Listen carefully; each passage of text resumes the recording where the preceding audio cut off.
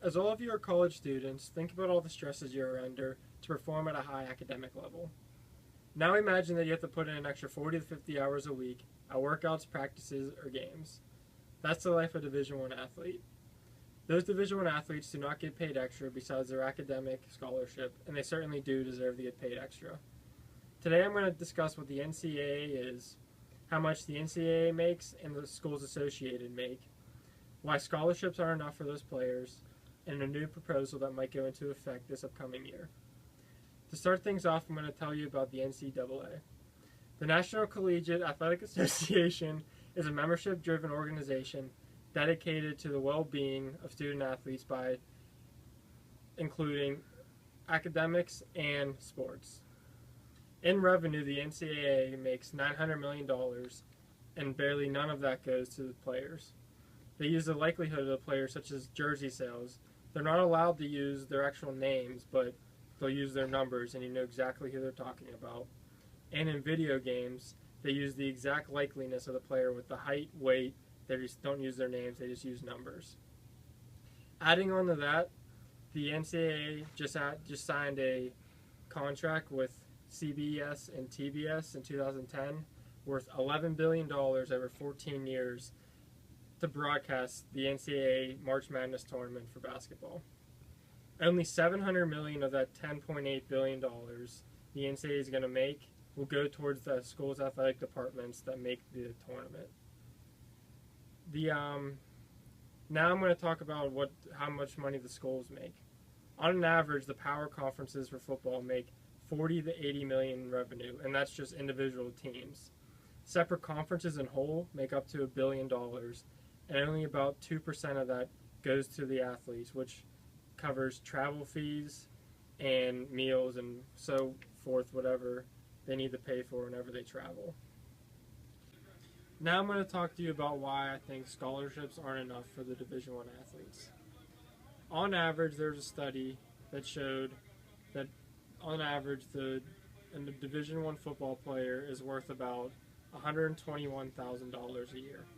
The average Division I basketball player is worth $265,000 per year, and that comes from the study from the NCAA cash flows, of course. One example I'm going to give you is Johnny Manziel of Texas A&M. Before he got there, Texas A&M was a subpar Division I football program. Once he got there, he excelled the program into a national powerhouse. Whenever he won the Heisman Trophy that year, $300 million more were donated to the school after that year of football.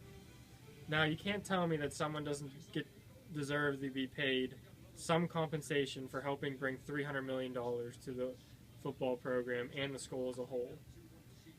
He was the face of the program, so he obviously had a very large deal to do with that. His estimated worth was about $1 to $2 million. Another thing you have to think about is the family situation of the athlete. Some families struggle, and the only way they could go to school is if they got an academic scholarship. Well, even with that academic scholarship, they still struggle to live day to day. So if they're compensated some money, that can help them if they're good enough to go into the pros. Another thing is the amount of time that the athlete puts in. They don't have time to get a part-time job and make money because, not including their schoolwork that they have to do, they put around an extra 50 hours a week, practices, games, whatever. I know a couple of my friends down at Pitt, they go in the workout at 6 a.m., they go to class, and then they have practice after. Sometimes they're not home until 8, 9 o'clock at night. That's almost a 13-hour day. Now, the final thing I'm going to talk to you about is a new proposal that the NCAA proposed to help compensate the student athletes.